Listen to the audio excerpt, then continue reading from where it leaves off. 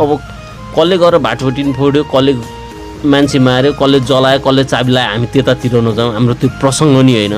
तर जे भयो एकदम गलत भयो र त्यसलाई जसरी फैलाउनु पर्ने, जसरी सही सूचना दिनुपर्ने, तर त्यसको एकदम गलत तरिकाले सूचना दिएर इन्डियामा एकदम भयो।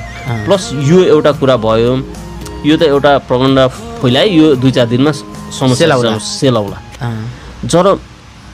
तर नेपालमा सबभन्दा मेन कुरा पर्यटन क्षेत्रमा बाटोको अभाव। जस्तै यो नारायणघाट बुटोलको बाटो, यो नारायणघाट बुटोल लगभग 100 किलोमिटर, 100 किलोमिटर बनाउन कति वर्ष लाग्ने त? मुङलिङ काठमाडौँ 100 किलोमिटर, यो 100 किलोमिटर बनाउन कति वर्ष लाग्ने?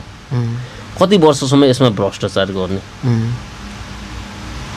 हामीले चाहिने पर्यटनलाई चाहिने सुनौलीदेखि काठमाडौँसम्मको, सुनौलीदेखि यता स्याङ्जा वालिङबाट पोखराबाट काठमाडौँ, यति बाटो भएपछि त मेन पर्यटन